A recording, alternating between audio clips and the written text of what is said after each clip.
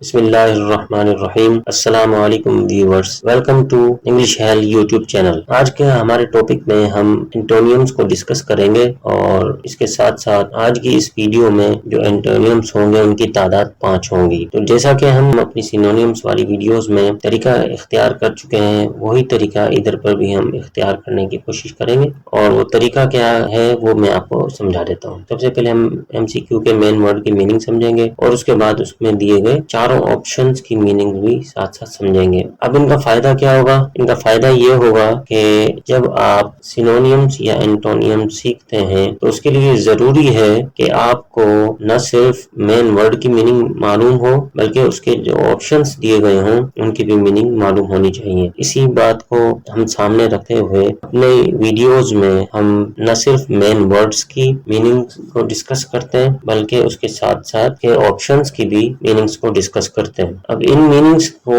पढ़ लेने से फायदा क्या होता है? फायदा ये होता है कि सबसे पहले तो आपकी वोकेबलरी इंक्रीज होती है और वोकेबलरी में जो वर्ड्स होते हैं उन वर्ड्स की मोर देन वन मीनिंग आप जानते हैं। इस तरह से जिन स्टूडेंट्स को शिकायत रहती है कि उन्हें सिनोनियम्स और एंटोनियम्स याद नहीं रहते, उन्हें भी सिनोनियम और एंटोनियम्स बआसानी याद हो जाया करते हैं। तो चलते हैं हम आज के अपने टॉपिक की जानिब। तो आज के हमारे टॉपिक में सबसे पहला जो MCQ है उसका जो मेन वर्ड है वो है एब्डिकेट। एब्डिकेट जो मेन वर्ड है इसके 4 ऑप्शंस जो दिए गए हैं उनकी भी मीनिंग्स और मेन वर्ड की भी मीनिंग हम जानेंगे। तो सबसे पहले देख लेते हैं एब्डिकेट की मीनिंग क्या है। एब्डिकेट की मीनिंग है तख्तो ताज वगैरह या ओहदा छोड़ देना। इसी तरीके से इसका सबसे पहला जो इसका ऑप्शन है वो है क्लेम। क्लेम का मतलब होता है दावा करना। इसके बाद बी ऑप्शन जो हमारे पास मौजूद है वो है स्नेच और स्नेच का मतलब होता है छीनना। सी ऑप्शन जो हमारे पास मौजूद है वो है प्लंडर। प्लंडर का मतलब होता है लूट मार करना या लूटना। डी ऑप्शन जो हमारे पास मौजूद है वो है सीज। सीज का मतलब होता है छीन लेना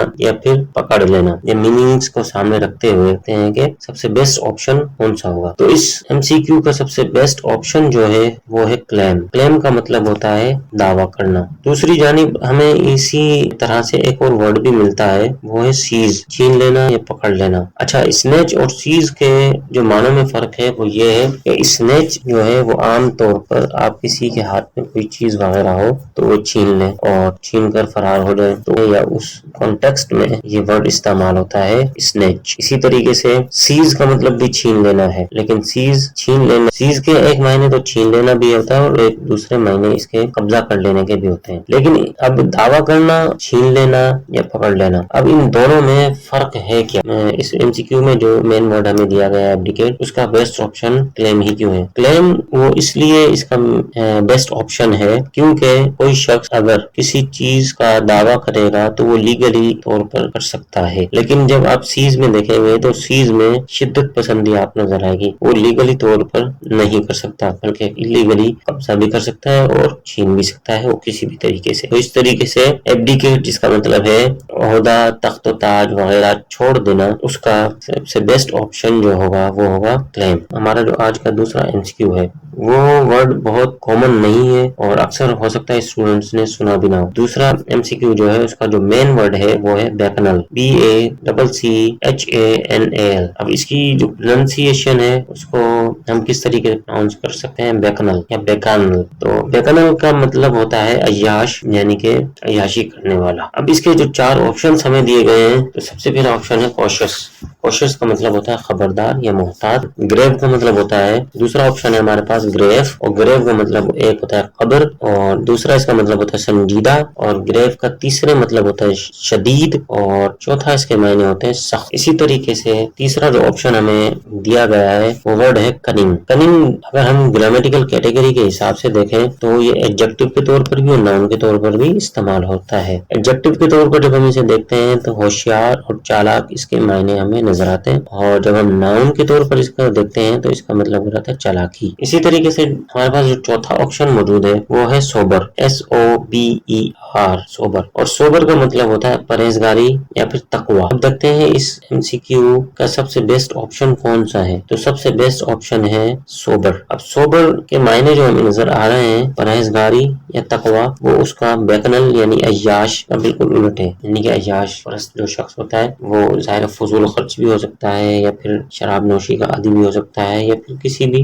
गलत फेल वगैरह में पड़ा हो सकता है, इसलिए हम उसे अय्याश कह सकते हैं। तो दूसरी जानिब हम देखते हैं सोबर जो लफ्ज है हमारे पास, सोबर वर्ड जो हमारे पास मौजूद है, इसका बेस्ट ऑप्शन उसके मायने हैं परहेजगारी या तकवा। तो चलते हैं हम अपने तीसरे एमसीक्यू की जानिब। तीसरे एमसीक्यू का मेन वर्ड है कैजोल। कैजोल, अब कैजोल का मतलब जो है वो है फिसलाना, चापलूसी करना, उकसाना, तरगीब देना या फिर आमादा करना, यानी कि किसी शख्स को अपनी बातों में लेकर आना और उसे बहलाना, फुसलाना या फिर आमादा करना किसी काम के हवाले से। अब देखते हैं इसके 4 ऑप्शंस हमारे पास मौजूद है। चारों ऑप्शंस में हम देखते हैं कि सबसे बेस्ट ऑप्शन कौन सा हो सकता है। तो सबसे पहला जो ऑप्शन हमारे पास मौजूद है वो है डिसीवर्ड। डिसवर्ड का मतलब होता है बाज रखना, मना करना, बहकाना या मजाहमत करना। इसी तरीके से बी ऑप्शन हमारे पास मौजूद है, उसका मतलब होता है बी ऑप्शन हमारे पास मौजूद है, और बी ऑप्शन जो मौजूद है वो वर्ड है डिट्रैक्ट। डिट्रैक्ट का मतलब होता है इज्जत जाना, बेकदरी करना, ऐब लगाना,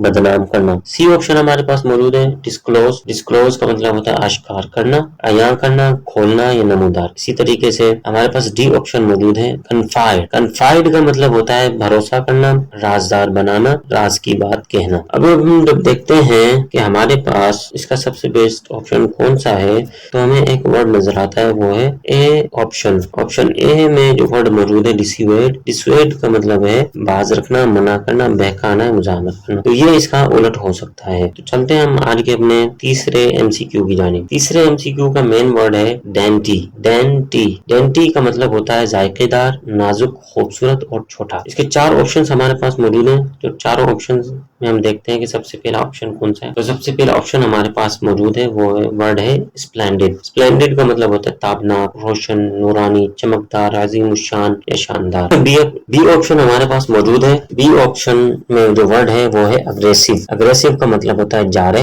जंगजू या जारिहाना। सी ऑप्शन जो हमारे पास मौजूद है वो वर्ड है विगोरस। विगोरस का मतलब होता है जोर आवर, कवि, ताकतवर। और इसी तरीके से हमारे पास एक वर्ड मौजूद है टावरिंग। टावरिंग का मतलब होता है ऊंचा, बुलंद, बेहद, सर्वफलक। अब देखते हैं हमारे पास सबसे बेस्ट ऑप्शन इस एमसीक्यू का कौन सा हो सकता है। सबसे बेस्ट ऑप्शन जो हमारे पास मौजूद है इस एमसीक्यू का, और इस एमसीक्यू का जो मेन वर्ड है डेंटी, जिसके मायने है जायकेदार, नाजुक, खूबसूरत और छोटा। तो दूसरी जानिब हम देखते हैं इसके बेस्ट ऑप्शन की जानिब जब हम देखते हैं तो हमें एक वर्ड नजर आता है, वो है टावरिंग। टावरिंग का मतलब है ऊंचा, बुलंद, बेहद, सर्वफलक। अब ऐसा क्यों है, तो अब देखें डेंटी के जो 2 मायने आपने इधर पर समाप्त किए हैं, सुने हैं। और सबसे पहला मायने आपने देखा जायकेदार, और दूसरा मायने आपने देखा नाजुक, खूबसूरत, और फिर एक मायने है इसका छोटा। तो जो डेंटी के मतलब छोटा नजर आ रहा है आपको स्क्रीन पर, और जो आपने सुना है कि डेंटी का एक मतलब छोटा भी होता है, तो इसके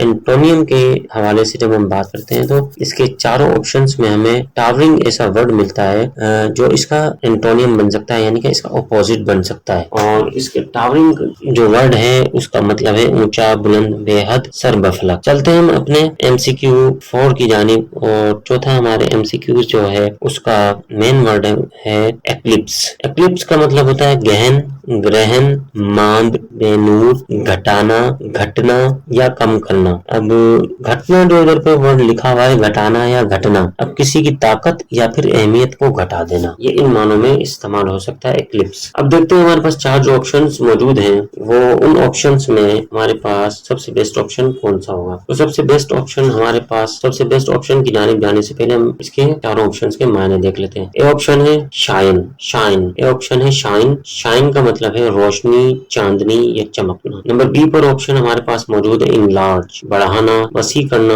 आजाद करना। और इसी तरीके से सी ऑप्शन हमारे पास मौजूद है, वो वर्ड है गोगल। गोगल का मतलब होता है तिरछा देखना, आंख घुमाना, आंखें फिरा फिरा कर देखना। और डी ऑप्शन हमारे पास मौजूद है, उसका मतलब है ग्लीम। ग्लीम का मतलब होता है जगमगाना, चमकना, शुआ, किरण, झलक, धीमी रोशनी। अब एक्लिप्स का जो मतलब है गहन, ग्रहण, मांद या बेनूर। अगर इन मानों को हम देखते हैं तो इन मानों के हिसाब से हमें दो ऑप्शंस नीचे मिलते हैं, शाइन और ग्लीम, लेकिन हमें पांचवा ऑप्शन नहीं दिया गया। इसमें लिखा होता है कि नन ऑफ दीज या फिर बोथ ए एंड डी। तो इसका मतलब ये हुआ कि दो ऑप्शंस हमारे पास नीचे मौजूद भी हैं जो हमें एक्लिप्स के मानों में मिलते हैं, लेकिन दोनों ऑप्शंस के हवाले से हम डाउटफुल हैं कि दोनों ऑप्शंस एक साथ कैसे इसके बेस्ट ऑप्शंस हो सकते हैं। तो इस मसले का हल ये है कि हमें एक्लिप्स के दूसरे मानी देखने पड़ेंगे, और दूसरे मानी जो मौजूद है हमारे पास वो है घटाना, घटना। और जब हम इसके बेस्ट ऑप्शन की जानिब जाते हैं तो बी पर हमें एक वर्ड मिलता है इनलार्ज। इनलार्ज का मतलब होता है